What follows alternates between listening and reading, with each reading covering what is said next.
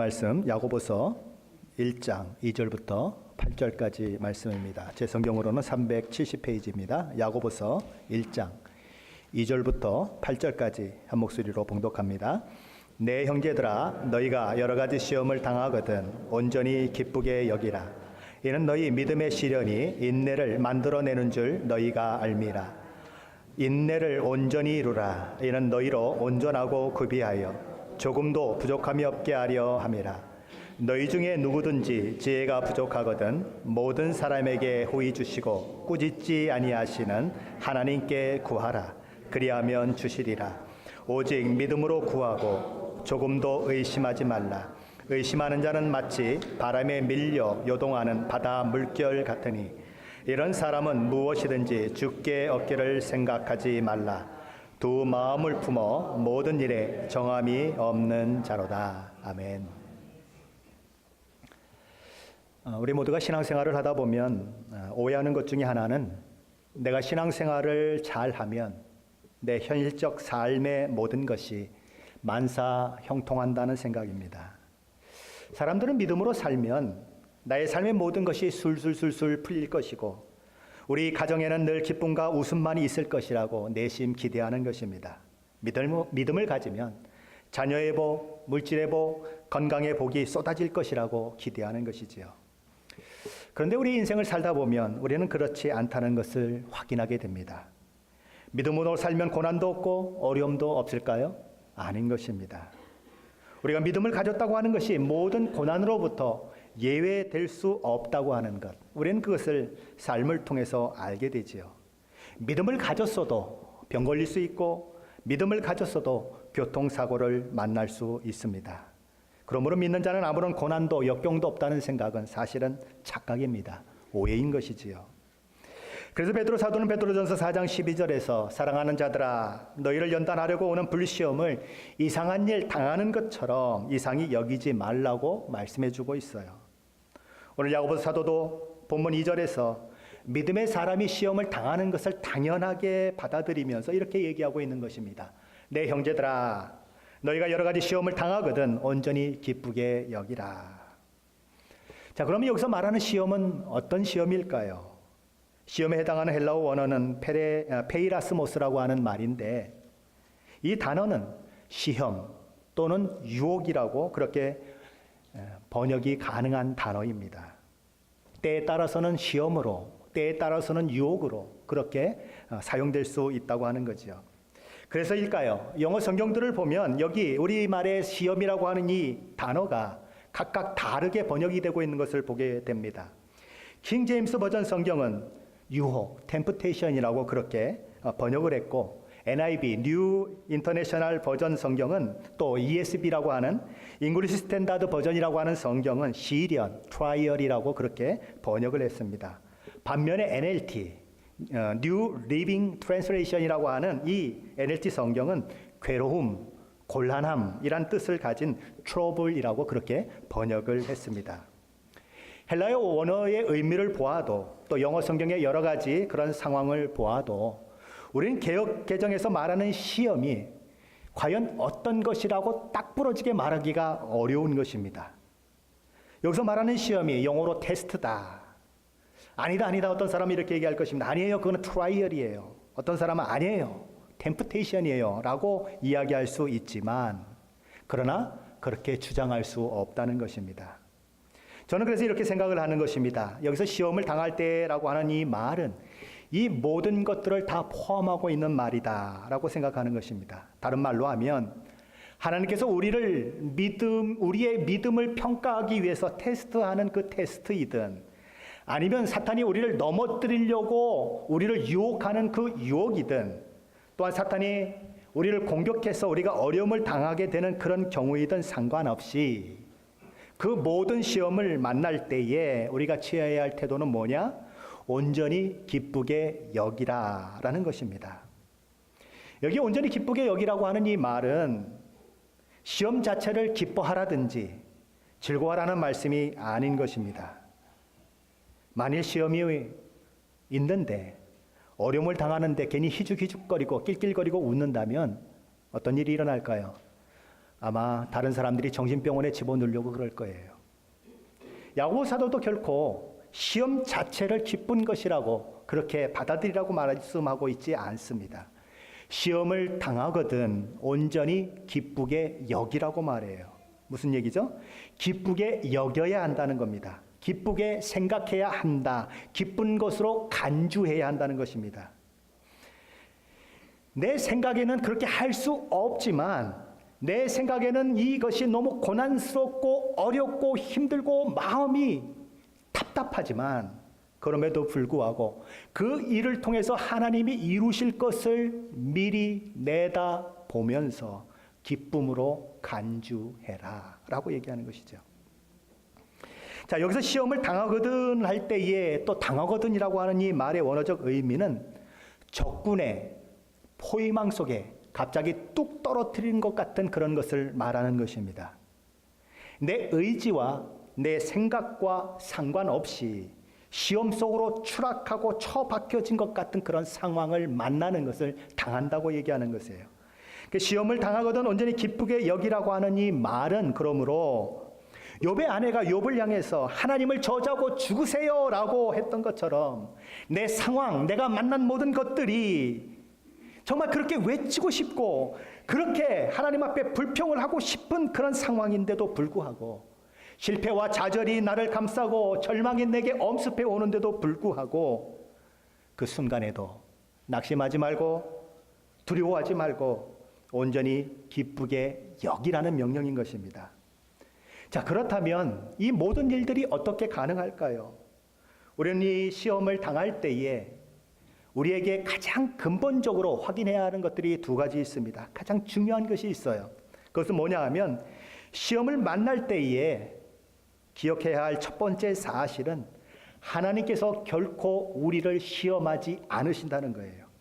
야고보서 1장 12절이 그것을 말씀하고 있습니다. 사람이 시험을 받을 때에 내가 하나님께 시험을 받는다 하지 말지니 하나님은 악에게 시험을 받지도 아니하시고 친히 아무도 시험하지 아니하시느니라.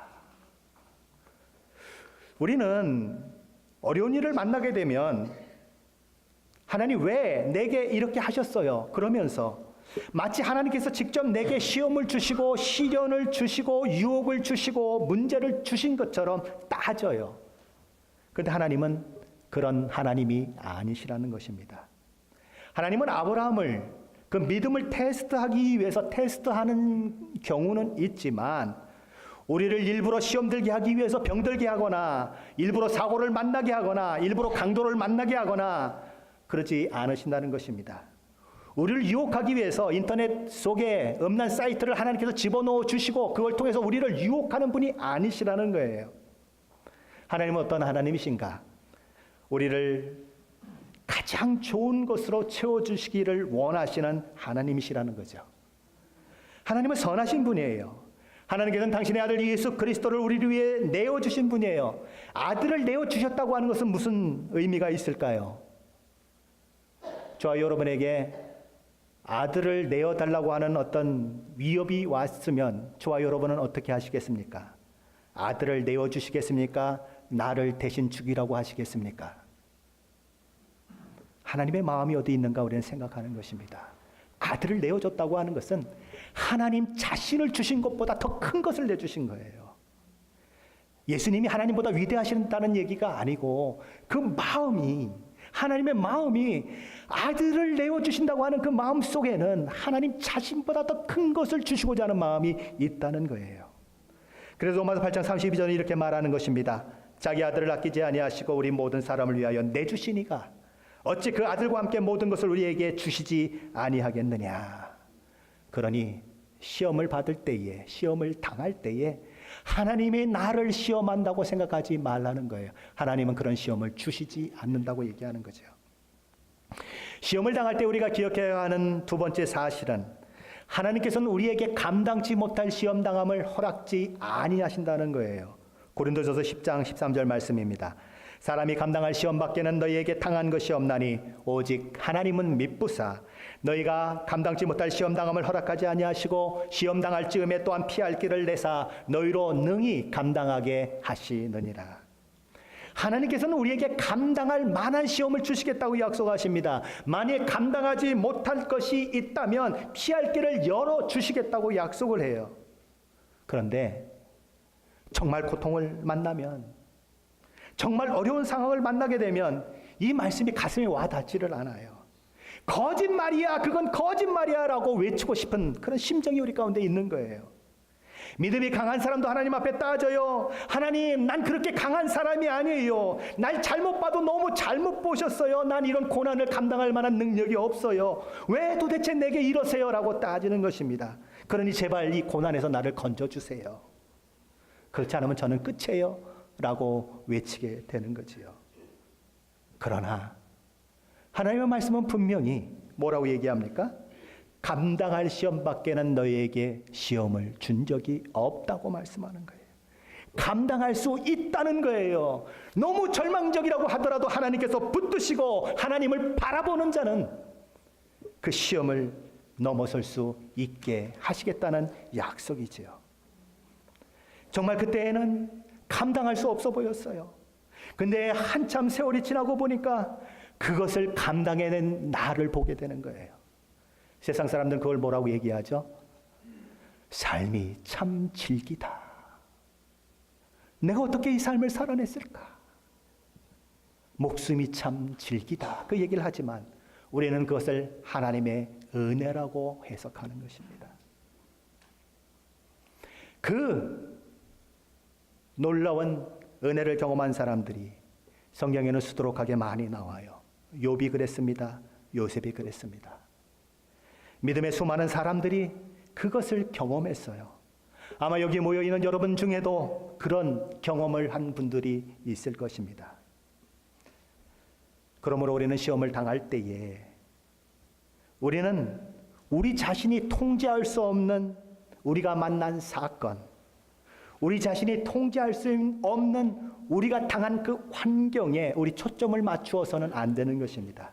왜냐하면 그 사건, 그 환경은 내가 어떻게 할 수 없는 것들이에요. 그냥 당하는 것입니다. 그냥 나의 의지와 나의 생각과 상관없이 내가 당하는 것들이에요. 그것은 내가 컨트롤할 수 없어요. 그런데 내가 오직 그런 상황 가운데서 컨트롤할 것이 있다면 딱 한 가지입니다. 나의 마음이에요. 내가 이 사건을, 내가 이 환경을 어떻게 바라보고 어떻게 이해할 것인가, 그리고 어떤 결정을 내릴 것인가, 그것만이 내가 할 수 있는 일이지 그 사건을 어떻게 할 방법은 없는 것입니다. 스포켄에 윗월스라고 하는 대학교가 있습니다.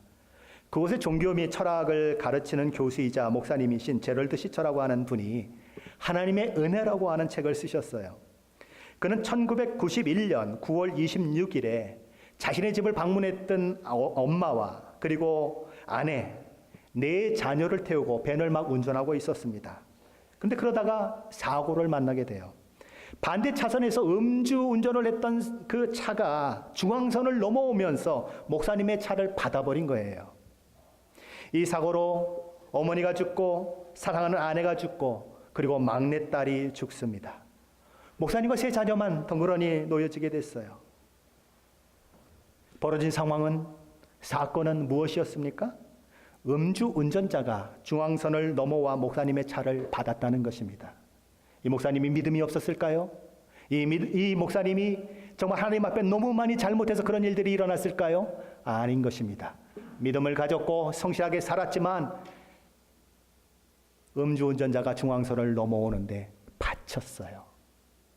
살아계신 하나님이라면 음주운전자가 받으러 왔을 때에 그냥 이 음주운전자의 차를 붕 뜨게 만들어서 이 사람을 딱 피해가게 하면 너무너무 좋을 것 같지만 하나님은 그 일을 그냥 당하도록 허락하시는 그 일들이 일어나는 거지요.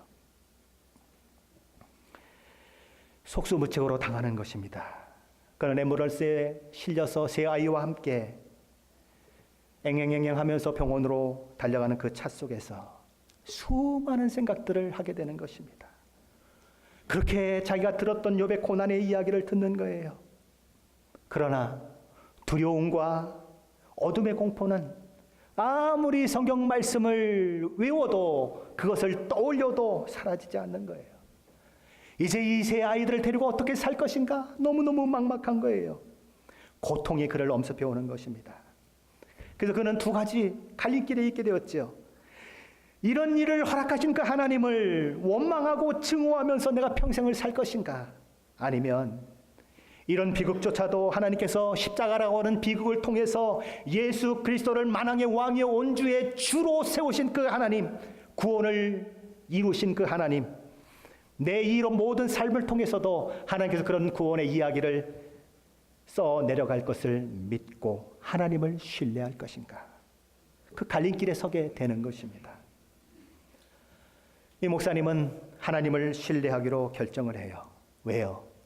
사건과 사고는 내가 통제할 수 없는 것이지만 그것에 대한 반응만큼은 내가 통제할 수 있다고 하는 것을 그는 알기 때문에 자신이 하나님을 신뢰하기로 그렇게 결정을 내리는 것입니다. 그렇게 결정을 내리고 20년이 지난 어느 날 그는 그의 삶을 뒤돌아보면서 이런 이야기를 하는 것입니다. 끔찍한 사고로 내 삶의 무대와 배경은 달라졌지만 놀랍게도 그것이 하나님의 구속사역을 막지는 못했습니다. 오히려 하나님은 부실한 소품과 깨어진 사람들을 통해서도 얼마든지 이야기를 이어가실 수 있음을 입증해 보이셨습니다. 20년이 지난 지금 되돌아보면 하나님이 하신 일들이 한없이 놀라울 뿐입니다. 그 사고가 없었다면, 그 아픔과 그 고통이 없었다면 오늘의 내가 있을 수 없음을 내가 알기에 20년 전에 그 일어난 사고 자체도 너무 감사한 마음이 드는 것입니다. 정말 이해할 수 없는 일이 내게 일어난 거예요. 이 목사님은 그 사건, 그 상황을 통해서 그가 가진 하나님을 향한 믿음을 드러냈습니다. 그 비극을 통해서 더 큰 믿음의 사람, 더 큰 믿음의 성숙을 이루어냄으로써 더욱 강하고 견고한 믿음을 가지게 될 뿐만 아니라 자신과 같이 어려움을 당하고 역경을 만나는 사람들을 위로하는 그 놀라운 일들을 감당하는 사람이 되어진 것입니다. 그는 이렇게 말해요. 그때엔 나도 내 인생이 이렇게 전개되리라고는 전혀 생각하지 못했습니다. 그때엔 내가 이 모든 고통, 이 모든 아픔을 이렇게 이겨내리라고는 결코 상상하지 못했습니다. 모든 것이 하나님의 은혜입니다. 라고 고백하는 것입니다. 한 가지 예를 더 들어보겠습니다. 대학교 4학년이었던 한 자매가 있었습니다. 그제서야 그는 공부가 무엇인지를 알게 되었다고 얘기를 해요. 그래서 대학원을 준비하면서 분주하게 움직였던 자매였지요. 그런데 2000년 7월 30일 이 자매는 밤 10시에 도서관에서 공부하다가 회사를 다니는 오빠의 차를 타고 집으로 돌아가는 중에 큰 사고를 만나게 됩니다. 빨간불이었어요. 여러 차들이 신호를 기다리고 있는데 그 제일 끝에서 자기들도 신호를 기다리고 있는데 어떤 차가 전속력으로 달려와서 그냥 받아버린 것입니다. 그 받은 사람은 음주운전자였어요. 도망치는 중이었습니다. 그러니까 경황이 없으니까 그냥 달려와가지고 냅다 받아버린 거죠. 차가 막 이리저리 뒤틀리고 넘어지고 7중 충돌 사고가 났습니다. 차 안에 타고 있던 오빠도 이 여대생도 잠시 정신을 잃은 사이에 차에는 불이 붙었어요. 오빠가 정신을 차려서 보니까 이 동생의 옷은 이미 불이 타고 있었습니다. 그래서 급히 나가서 문을 열고 그 불을 타는 동생을 끄집어냈어요. 그리고 자기 티셔츠를 벗어서 막 불을 껐습니다. 그런 사이에 조금 있다가 차는 폭발해버리고 말지요. 그리고 이들은 급히 병원으로 옮겨집니다. 그런데 이 자매는 그의 온 몸의 절반 이상이 자연 치유가 불가능한 3도 중화상을 입은 상태에 빠지게 되는 것이지요. 55%가 그렇게 되었습니다. 의사들은 말합니다. 사는 것이 거의 불가능합니다. 혹 살더라도 사람 구실할 수 없습니다라고 얘기하는 거죠. 자매는 온몸과 얼굴에 붕대를 감고 중환자실을 지내면서 가끔 정신이 들 때마다 하나님께서 왜 나를 이 광야에 팽개쳐 놓으시는가 라는 생각을 하게 되는 것입니다. 그 하나님 앞에 기도하지요. 하나님, 나를 데려가 주세요. 더 고통스럽게 하시지 말고 날 좀 데려가 주세요라고 기도하는 것입니다. 그러는 중에 수많은 이식 수술이 진행되지요. 7개월 후에는 통원 치료가 가능할 만큼 회복이 됩니다. 물론 이식 수술은 그 이후에도 계속됩니다. 이 수술이 계속되면서 무려 40번 이상의 수술이 계속되면서 자매는 자기 얼굴이 예전처럼 예쁜 여대생의 모습으로 돌아갈 줄 알았습니다. 그런데 점점 상처가 아물어가는 자기 모습을 보니까 숟가락에 비친 자기 모습이, 유리창에 비친 자기 모습이 전혀 아닌 것입니다. 지워버리고 싶은 얼굴이었어요. 외계인 같은 얼굴이었어요. 다시 예전으로 돌아갈 수 없다는 그 절망이 이 자매 가운데 스며들지요. 그래서 생각을 합니다. 옥상으로 올라갈까? 아니면 그래도 하나님을 찾아볼까? 그 두 마음을 가지고 마음속에서 갈등하는 거예요. 옥상으로 올라가서 삶을 끝내버릴까? 아니면 그래도 하나님을 찾아야 할까? 고민하다가 엄마를 부릅니다. 엄마, 나 교회에다 데려다 줘. 하나님께 한번 따져나 보고 죽자고 생각을 하는 거지요. 그래서 불도 켜지 않고서 교회 제일 앞자리에 앉아가지고는 기도 아닌 기도를 하는 것입니다. 하나님, 나 어떻게 하실래요? 살려놨으면 대책이 있어야 하는 거 아니에요? 전능하신 하나님이시라면서요. 그런데 왜 내게는 아무런 일도 하시지 않는 거예요? 라고 따지고 묻는 거예요. 2시간을 기도했어요. 그런데 하나님은 아무런 대답을 하지 않으신 겁니다. 그래서 집으로 돌아가고 다음날이 주일이라서 또 주일날 이제 교회를 가게 되는데 남들이 볼까 두려워 모자를 푹 뒤집어 쓰고 마스크를 쓰고 아직도 입술이 다 낫지 않아서 침이 질질질질 흘려내리니까 거기에 수건을 자꾸만 갈아가면서 고개를 푹 숙인 채 앉아있는 것입니다. 자신이 함께 찬양을 했던 찬양대는 아주 우렁차게 찬양을 하고 있습니다. 그런데 그 찬양이 하나도 들리지가 않아요. 목사님이 막 열변을 토하면서 설교를 하지만 설교도 하나도 들리지 않아요. 자기의 초라한 모습만이 자꾸 생각이 나는 것입니다. 다른 사람 앞에 한번 쓰지 못하겠구나. 그런 생각이 드는 것입니다. 내 미래는 너무 뻔하구나 하는 생각이 드는 거죠. 하나님께서 나를 이 지경까지 만들어 놓으셨는데 하나님, 나에게도 하나님의 계획이 있으신가요? 나를 향한 하나님의 계획도 있으신가요? 하나님, 그러면 알려주세요. 알려주시면 제가 다시 한번 살아볼 용기를 낼 수 있지 않겠어요? 라고 기도하는 것이죠. 근데 그렇게 예배가 끝나는 것입니다. 그런데 목사님이 갑자기 그 자매의 옆에 와서 앉으시더니 손을 얹고 기도합니다. 내 사랑하는 딸아, 하나님의 마음을 이 자매에게 전해줘요. 이 자매는 자신도 자기를 사랑할 수가 없는데 하나님께서 자기를 사랑한다고 하는 말을 듣고 마음이 녹아지기 시작합니다. 목사님을 통해서 하나님의 음성을 듣는 거죠. 귀로 듣지만 마음으로 듣게 됩니다. 하나님께서 이 자매를 위로하면서 2가지 약속을 해주세요. 내가 세상 가운데 반드시 너를 다시 세우겠다는 약속이고, 다른 하나는 너로 병들고 힘들고 약한 자들에게 희망의 메시지가 되게 할 것이라고 약속하셔요. 믿어지지가 않습니다. 그러나 이 자매는 어릴 때부터 다녔던 그 교회에서 들었던 성경 말씀에서 말씀하는 그 하나님이 살아계신 하나님이라고 말씀하시는데, 그 하나님이 오늘 이 시간에도 여기 살아 계시다면 그렇게 하실 수 있을 거야 라고 마음에 다짐하며, 그래, 한번 살아보자 라고 생각을 하는 것입니다. 그래서 그 역경을 딛고 일어나지요. 그래서 수많은 영혼들에게 하늘의 소망을 전해주는 사람이 되는 것입니다. 그는 UCLA의 사회복지학 박사과정을 마쳐요. 지금은 한동대학교 교수로 재직하고 있는 것입니다. 지선아 사랑해라는 책의 주인공 이지선 씨의 이야기예요. 그는 그의 간증을 통해서 그의 사고를 회상하며 이렇게 얘기합니다. 저는 살면서 한 번도 생각하지 않았던 사고를 예고 없이 만났습니다. 그러나 저는 음주운전 피해자라고 하는 생각을 가지고 평생을 살고 싶지 않았습니다. 감사하게도 하나님께서는 그렇게 살지 않도록 저를 만들어 주셨습니다. 저는 이 사고가 길을 가다가 모르는 사람과 서로 어깨가 부딪힌 것처럼 그런 사고라고 생각을 합니다. 무슨 얘기죠? 하나님을 원망하거나 하나님이 왜 내 인생을 이렇게 만드셨다고 얘기하는 것이 아니라 당했다고 생각하는 거예요. 길거리 가다가 어깨를 툭 부딪힌 것처럼 그런 일이 갑자기 내게 이루어졌다고 생각하는 것입니다.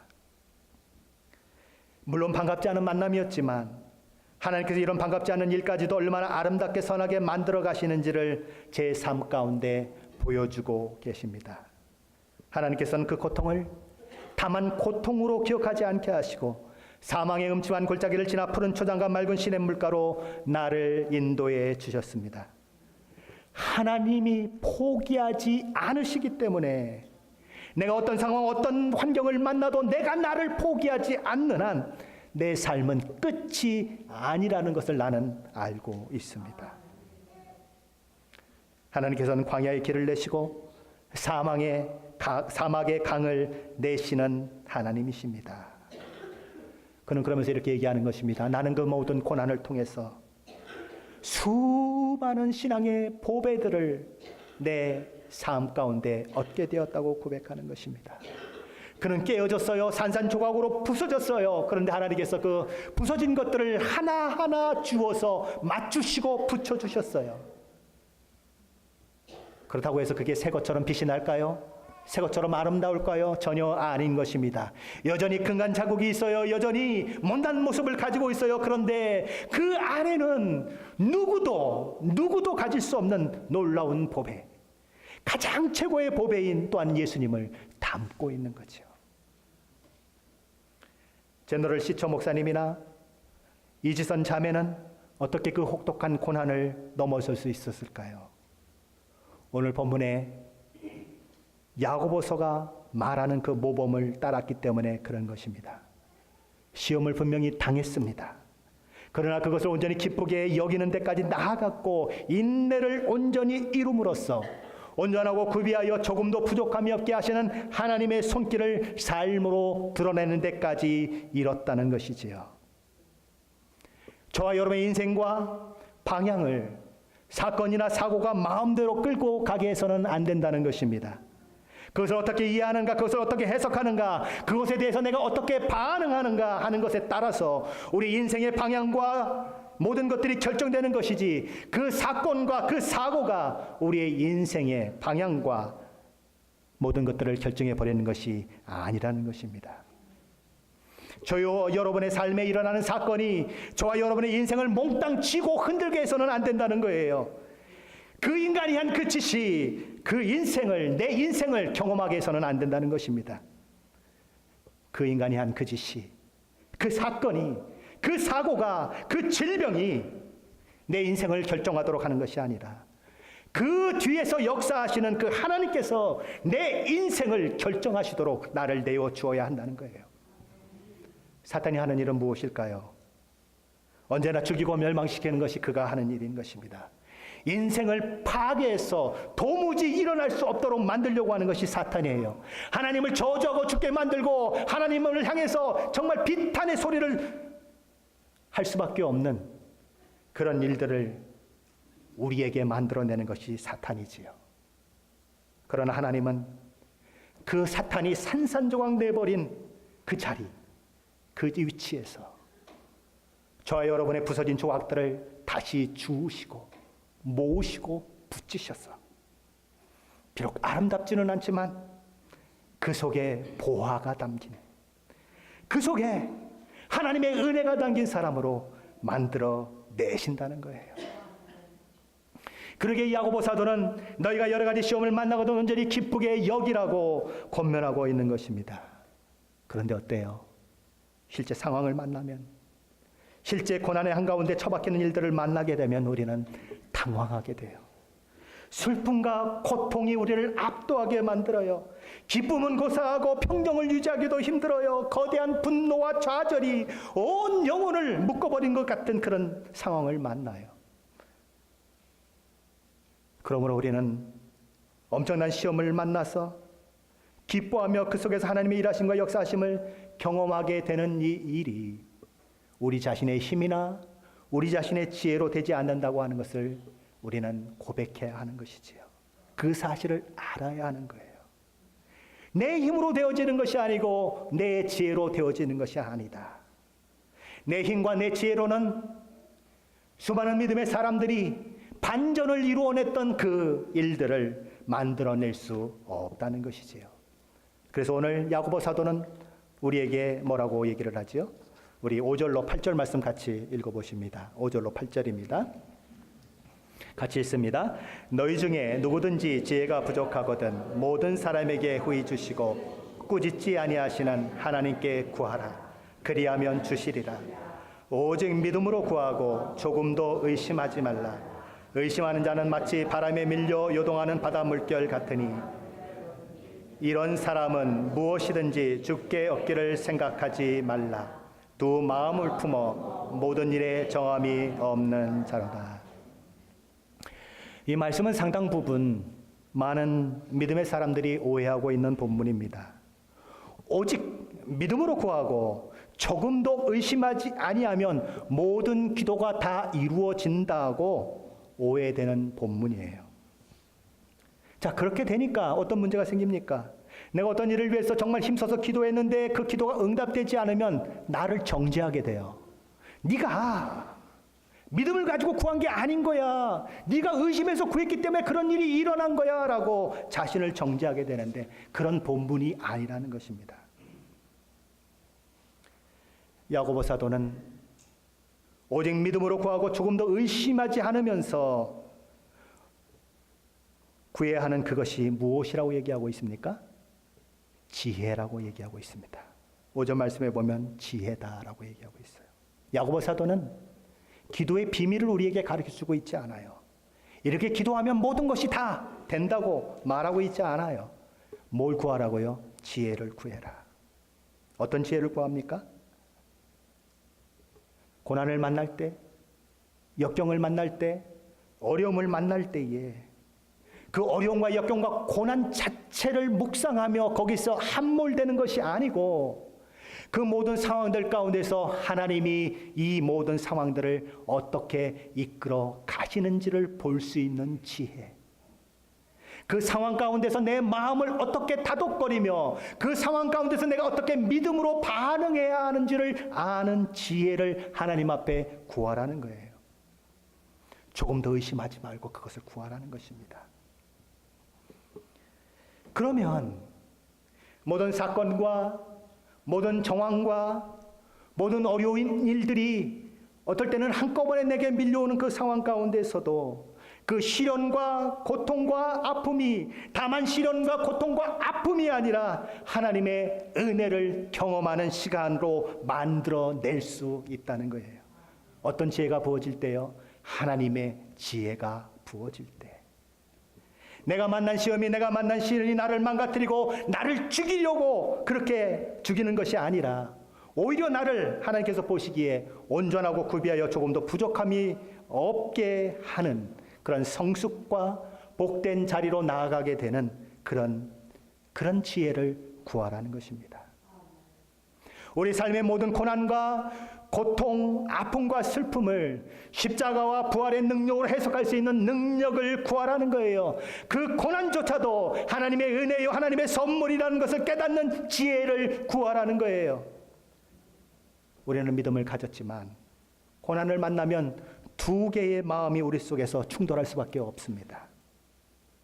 두 개의 마음 중 어떤 것을 선택할 것인가? 하나님을 원망하고 죽을 때까지 비통과 분을 품고 살아갈 수도 있는 것이고 그 고통, 그 고난, 그 역경을 하나님의 지혜를 따라 대함으로써 나를 온전하고 구비하여 조금도 부족함이 없게 하는 도구로 사용되도록 할 수 있는 것입니다. 처음 사고를 만나 어머니와 아내와 막내딸을 잃은 제럴드 시처 목사님의 처음 소원은 무엇일까요? 하나님께서 어머니도 다시 살려내시고 아내도 다시 살려내시고 막내딸도 다시 살려내는 것일 거예요. 원치 않는 사고를 만나 55도의 화상을 입고 40번도 넘는 그런 이식수술을 해야 했던 이지선 자매의 처음 소원은 무엇일까요? 너무나 아름다운 여대생의 모습으로 다시 돌아가는 것이었을 거예요. 그러나 그 과거로는 돌아갈 수가 없어요. 맞닥뜨려진 그 상황 가운데서 내가 어떻게 해야 하는 그 반응만이, 무엇을 선택해야 하는가 하는 그 결정만이 있게 되는 것입니다. 근데 이들은 어떻게 했습니까?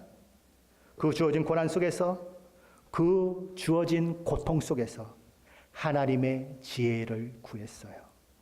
그래서 하나님의 은혜로 그 고난을, 그 역경을 하나님의 은혜로 푹 덮어버렸어요.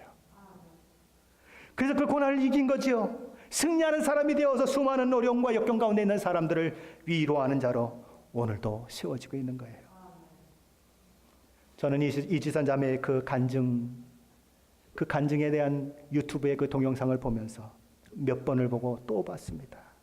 그리고 새벽 기도에 앉아서 하나님 앞에 참 많이 회개했어요. 하나님, 저 자매는 저런 상황 가운데서 하나님을 그렇게 사랑한다고 고백하는데 나는 가진 것도 너무 많고 너무 행복하게 살면서도 그 감사가 없네요. 그런 기도를 드린 적이 있습니다. 여러 가지 시험은 누구나 당하는 거예요. 믿음이 있어도 당해요. 믿음이 없어도 당해요. 그러나 하나님의 지혜를 구하는 자는 그 여러 가지 시험조차도 성숙을 이루고 자신의 복의 통로로 사용되게 하는 도구로 만들어 낼 수 있습니다. 그래서 우리는 모든 상황 속에서 무엇을 구해야 한다고요? 하나님의 지혜를 구해야 하는 것입니다. 상황이 아니라, 현실이 아니라 하나님의 지혜를 구하면 하나님은 넘어진 나를 일으켜 세우시고 깨어진 나의 질그릇을 하나하나 일일이 주우셔서 비록 금가 보이고 모나 보이고 못나 보이는 모습이지만 놀라운 보배를 그 가운데 품고 살아가는 사람으로 만들어 주실 것입니다. 그 지혜를 구하심으로 매일의 삶 가운데서 하나님의 은혜를 경험하시는 저와 여러분이 되시기를 예수 그리스도 이름으로 간절히 축원합니다. 기도하시겠습니다.